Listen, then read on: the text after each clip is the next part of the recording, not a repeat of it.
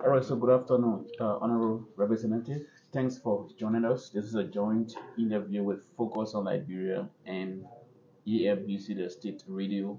We've come to you to have this exclusive interview to ask you. You had the communication that came with a discharge petition from the committee room. Calling on the legislature, specifically the lower house, to institution legislative instrument that was passed to the Senate. So we just wanted to give us a background of what the discharge petition was about and why it's important that that particular instrument be passed. So thanks for joining and welcome to this interview, sir. I want to appreciate you people for coming to my office. I'm a member of the Fourth Estates. You people are welcome. I'm glad to be on the television to be able to explain to our listening public. I place on the floor the re-establishment of the Agriculture Bank. We have the Agriculture Bank in Liberia before the Civil War that supported the agricultural activities in our country. But that bank was looted, destroyed during the Liberian Civil War. And I place it on the floor that we should revitalize the bank, the Agriculture Bank, because I saw the needs that the bank should be established so to support our local farmers in this country. Let me tell you, agriculture is the way to Liberia. Right now, people talking about the increasement of rice on the market. Liberia does not have full security when it comes to making a farm rice plantation on a large scale, on a mechanized scale.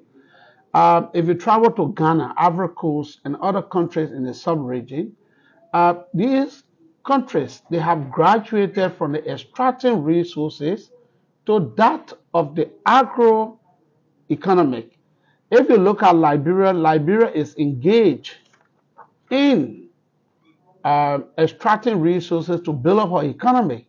And I'm one of those that believe if we don't change from that to that of supporting the agriculture sector in this country, supporting our small growers, Liberia will not move forward.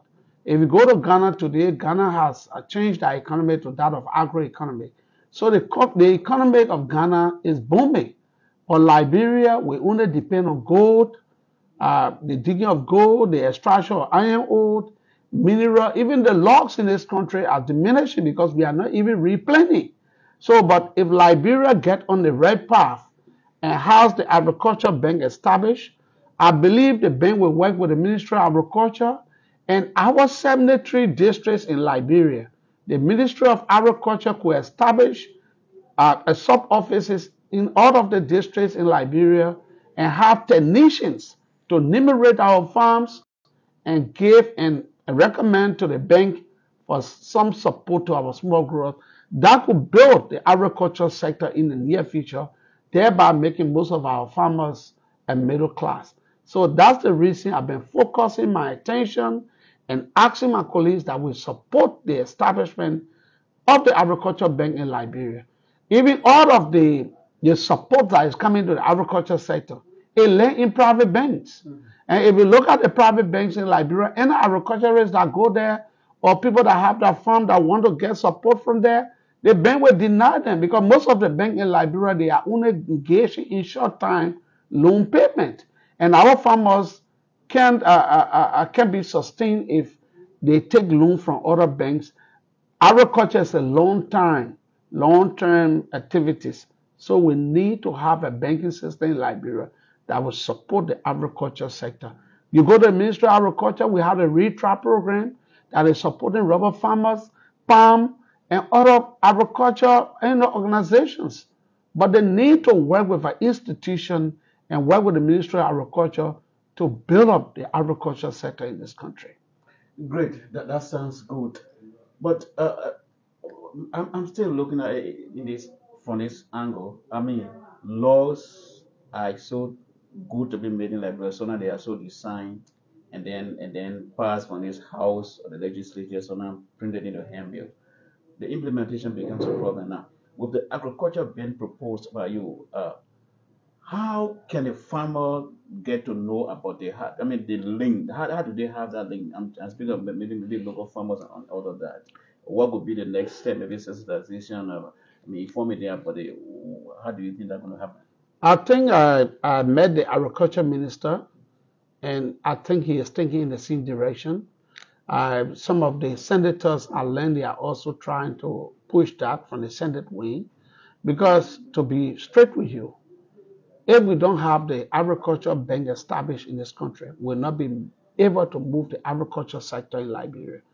And the president of Liberia, he was a former minister of agriculture when we had the Green Revolution, where all ministers were compared at the time during the Doe era to make farm. And Doe compared all of the ministers under his leadership to make agriculture plantations, to have agriculture plantations. Then he was also managing director of the Liberian Petroleum, the LPMC, Liberia Produce Marketing Corporation. So I know the president has a vast experience when it comes to agriculture. And I know in Liberia it's good to make laws, to have laws. But the implementation aspect is the best thing. So I believe that with the president having such a knowledge in agriculture, establishing a bank will be better for our country. Look, during the WIA's administration, WIA was able to place within Afriland Bank $10 million for rubber development. But how many of our farmers benefited? That's my question. Yes, our farmers did not benefit anything. Only the big guys went and signed because Afriland Bank does not have the ability to enumerate farmers and know which crops each of the farmers are engaged in. So the big guys that have authority, the ministers, the lawmakers, everybody will run into the bank and getting the money. There was some bureaucracy placed there so as to make it difficult for the poor person to get the money. But if we experience something like that with the agriculture bank, no, I don't believe so because agriculture bank will be compared. No, agriculture bank will be compared to work with the Ministry of Agriculture because the both entity has to work together so as to improve the agriculture sector. And now, by right, once the bank is established, and those that are farming, like for me, I have about a raw farm that produce almost about 18 tons a month. So raw plantation is an agriculture sector. So if the bank is established, I will save in the bank. If I want loan, I go to the bank and get loan from the bank. So the bank will also work with the Ministry of Agriculture to work with farmers all across Liberia. But once the bank is not established, we start dealing with other private banks in Liberia. We will not regulate the agriculture activities in this country.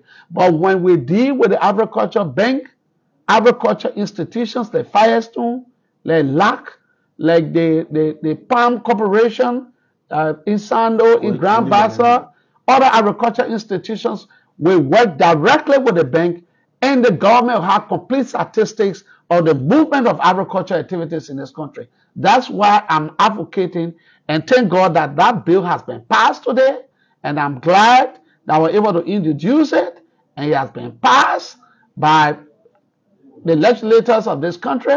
So I believe we'll be sending it to the Senate, and I know the Senate will pass it, and it will be a law in this country that we reestablish the agriculture bank. So most of our farmers suffer. Let me tell you, we cannot build the agriculture sector if only the big guys come and grab the money without proper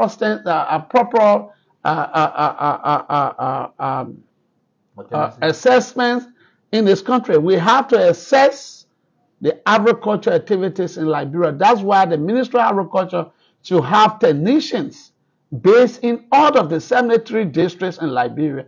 When you have technicians and you have sub-offices in all of the districts, what's going to happen? Your technicians going to enumerate all of the farmers. If somebody is engaged in groundnut plantation, pineapple, yellow, potato, rice, rubber, palm oil, we're going to have the statistics on it. And then the Ministry of Agriculture can work directly with the bank and see how to promote the agriculture sector in Liberia. Great. Two questions as we close up. The first one has to do with This your bill. I mean, I know you support the United Party lawmaker. Yeah. This your bill passed at the time when there's this risk crisis.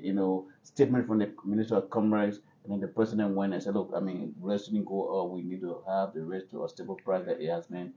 What does it mean for you as a United Party partisan and member of the legislature having this bill to be passed where it's going to support and revamp the agriculture sector that will talk about rice production and other cross production, and then trying to correlate that with the current debate about the rice situation? I can tell you for a fact, if we don't solve the problem, the price of rice will always increase, no matter which government come to power. Ellen Johnson Sirleaf was in power. We saw the rice price at $13.50. When we took over, it went up to $17 plus. Now this is a United Party-led government. We are talking about $18.50. That is not the solution to rice. Rice is our staple food. And if we want to make Liberia a stable country, the Liberian staple food should be produced right in Liberia.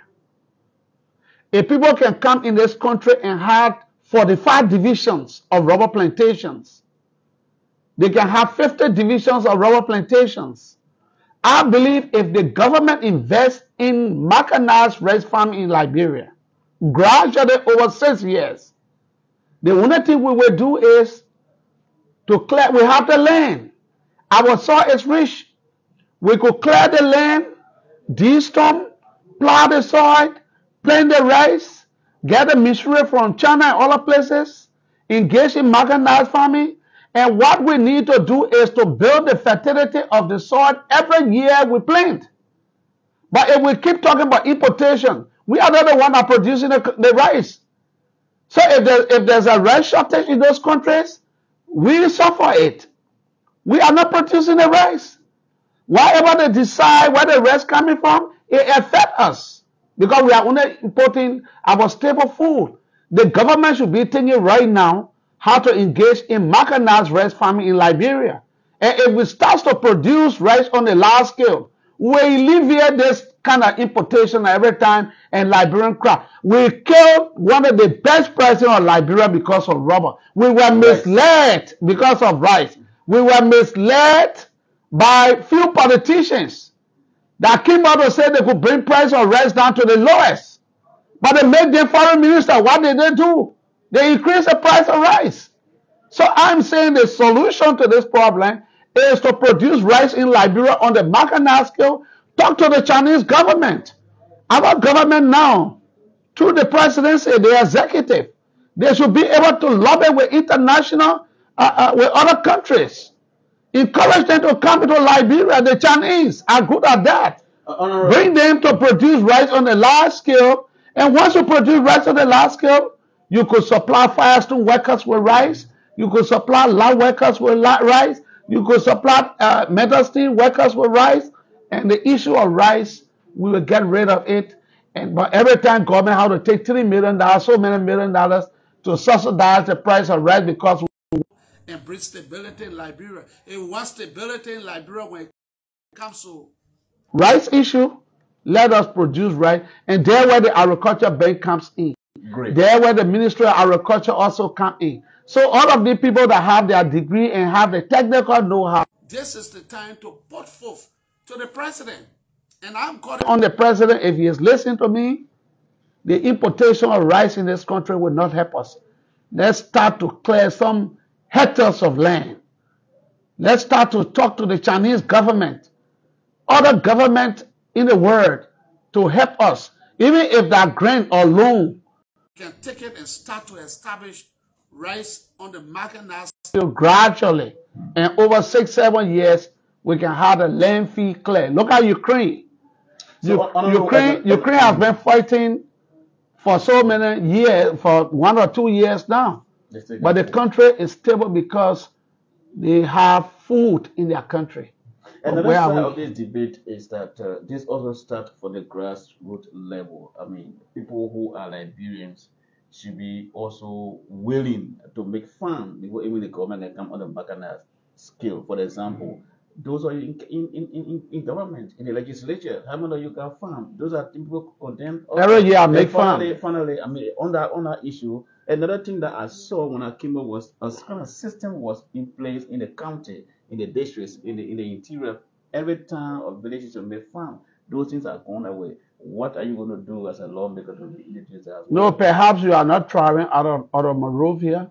Our people are still making fun. But how many rests once we produce with a single collites to go and brush an individual making rest farm? We can't produce much. Okay. So now to have a stability in Liberia, to have our stable food in Liberia, the government must engage with other countries like China. Talk to the Chinese government. The India. The India.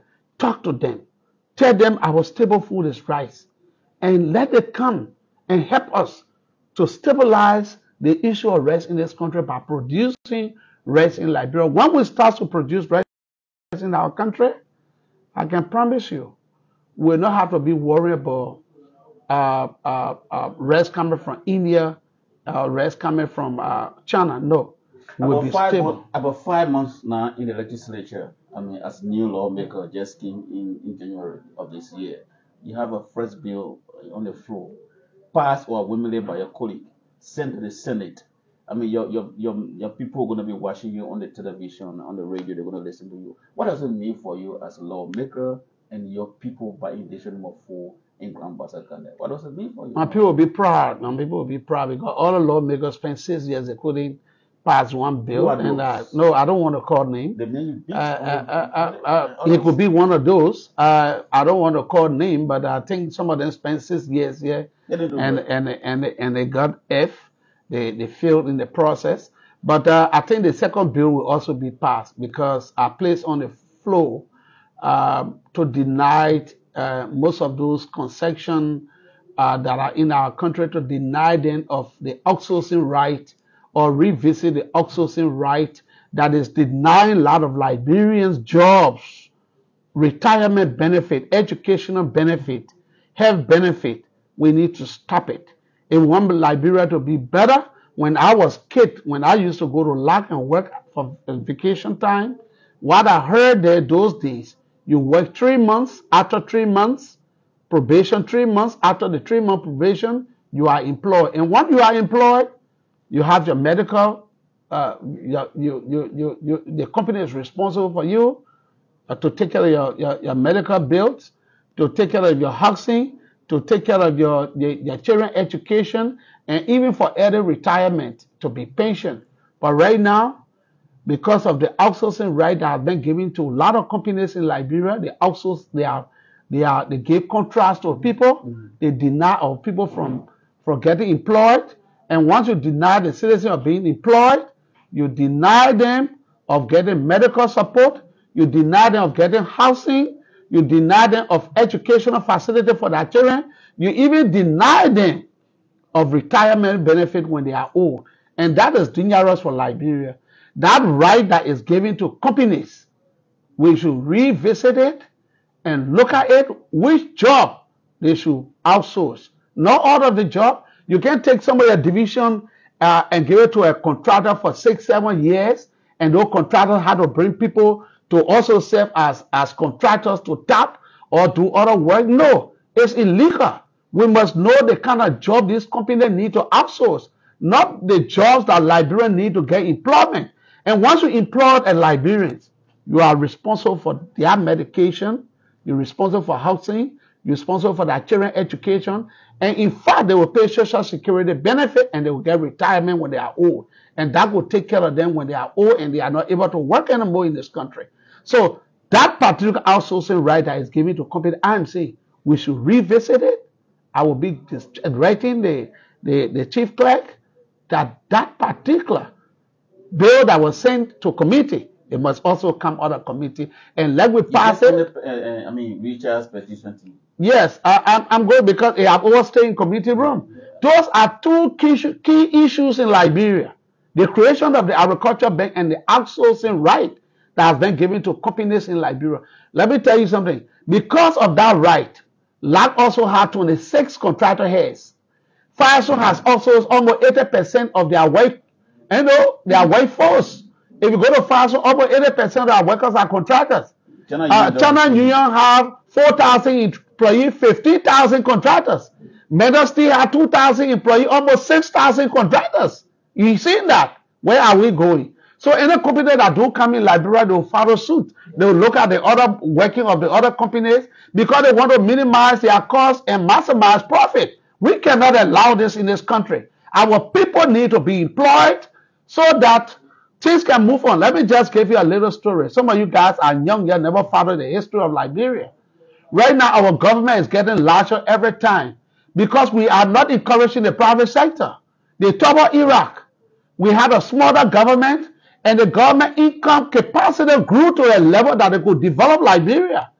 And we had a lot of industries that provided jobs. The battery factory, matches factory, candle factory, chicken soup factory, biscuit factory, a lot of industry, gold metal factory, the largest plywood factory in Sando, the Vampla plywood factory. All of these industries provided jobs. But look at right now in government. We have one commissioner running the district before. We have one superintendent running the county.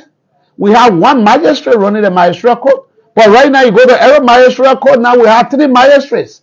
We had almost all of the districts in Liberia have 73 commissioners, plus a superintendent, 16 superintendents. We have built the superintendent level to 73. Then we go look at all of these industries, all of these where we are building up the government at the detriment. So everything will depend on this country is loan or grant. We are not trying to minimize to keep money for development. I am saying this is the time to encourage the private sector so that they can absorb more Liberians and thereby alleviating the stress on government. And the taxes that will be collected by government could be used to build our roads, to build the agriculture sector, to build other sectors in Liberia. Thank you so much for speaking to us. His name is Alfred Flomo. He's a representative of Grand Bassa County Electoral District number 4. He's been there speaking with us. He had a communication on the floor of the legislature today, a bill seeking the reintroduction of the Agriculture Bank in Liberia. It used to be in Liberia. That bill was passed on the House of Representatives, going to the Senate. Just for following. Bye bye. I'm out.